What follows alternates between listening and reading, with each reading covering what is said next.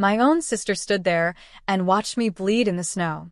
I was trapped inside my crushed car, struggling to breathe, my vision fading in and out.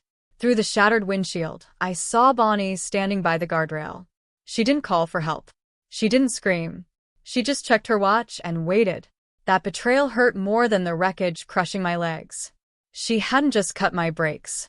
She stayed to make sure I didn't survive. A steady beep pulled me back. I opened my eyes to harsh hospital lights. Pain shot through my head.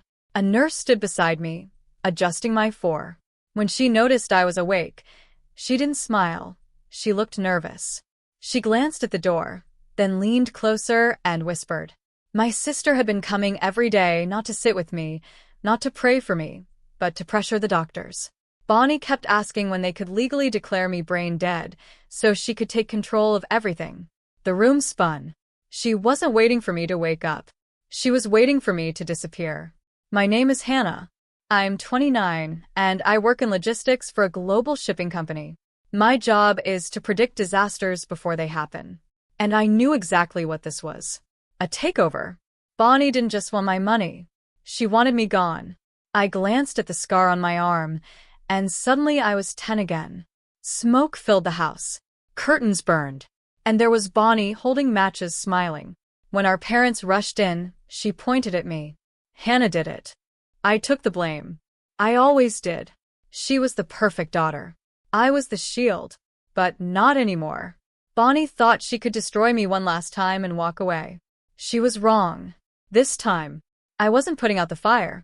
I stayed quiet and made a plan. I had the nurse remove my name from the hospital system. To Bonnie, I was gone. Then I made 2 calls, Paul, our family lawyer, and Ryan, a private investigator. Within hours, Ryan uncovered the truth. Bonnie was desperate. She owed $185,000 to dangerous people, and she had only 48 hours to pay it back. This wasn't an accident. It was planned. My brakes hadn't failed. They had been cut. So, I turned her desperation against her. Paul called Bonnie and told her there was an issue with the insurance payout. She showed up fast, panicked, sweating, desperate. He placed 2 sets of papers in front of her. One meant a full investigation, no money for years. The other, a shortcut. If I had caused the crash myself, if I was unstable, the case would close quickly and the money would be released within 24 hours. Bonnie didn't hesitate. She lied without blinking. She signed a statement saying I had tried to end my own life. That was the moment she sealed her fate. As she handed the papers back, already thinking about the money, the door behind her opened. She turned, annoyed, and froze. I stepped into the room. Alive. Real. Holding a recorder with every word she had just said. The silence was suffocating. Her face drained of color as she stared at me, unable to understand how I was standing there. Then the shock turned into rage. You set me up, she snapped. Not regret. Not guilt. Just anger. She lunged toward me.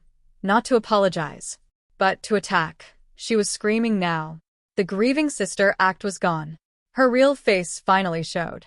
She shouted that everything was my fault, that if I had just given her the money, none of this would have happened. She said she wouldn't have cut my brakes if I hadn't been so selfish. It was twisted logic, like a parasite blaming its host for dying. She truly believed I owed her my life. The door burst open. 2 officers and a detective rushed in, filling the room with authority. Bonnie stumbled back, knocking over her chair, trapped between them and the desk. The detective didn't hesitate. She was under arrest for insurance fraud, perjury, and attempted murder. The sound of the handcuffs snapping shut echoed in the room. I didn't scream. I didn't cry. I just watched. For 20 years, I had tried to protect her, fix her, hide her damage. I had taken every blow meant for her. But now, looking at her, angry, wild, shouting at the police, I didn't see my sister anymore. I saw something toxic finally removed. And instead of victory, I felt relief. Clean. Quiet. Final. 6 hours later, she managed to get out on bail. She had nothing left, so she handed over everything, her car, her jewelry, just to walk free. And then she came for me. I sat in Ryan's car down the street, watching through a thermal monitor. The house was dark, silent. To Bonnie, it looked like an easy target. She didn't know I had already shut off the gas. We watched her break in. She carried a red fuel can, moving through the house, pouring it everywhere. She wasn't there to talk. She wanted to burn everything. She struck a match, threw it. Nothing. Again. Still nothing. That's when the floodlights exploded on. Police surrounded the house. She screamed as they stormed in and dragged her out, fighting and cursing. This time, there was no escape. The next morning, I sold the house. I handed over the keys and walked away from every memory without looking back. People ask if I feel guilty, if I regret what happened to my sister. I don't. For the first time in years, I sleep peacefully. At sentencing, the courtroom was silent. The judge didn't show sympathy. He called her actions calculated and cruel. 15 years in prison. No parole for at least 12. And hundreds of thousands in damages she'll spend a lifetime paying off. Her world collapsed completely. Friends turned away. Her name became a warning, not a story. She wanted attention. She got it, just not the way she imagined. Months later, a letter arrived from prison. Her handwriting on the envelope. The old me would have opened it, hoping for an apology. But I knew better. It would be blame, excuses, manipulation. So I didn't read it. I just threw it away, like trash. That's when I knew I was free. Not because I hated her, but because I felt nothing at all. If there's one thing I learned, it's this. You don't owe loyalty to people who hurt you, even if they're family. Silence is stronger than arguments. And healing doesn't always mean forgiveness. Sometimes it means walking away. Take a look at your life. Who are you hurting yourself for? Who is draining you and calling it love? You can't save everyone, but you can save yourself.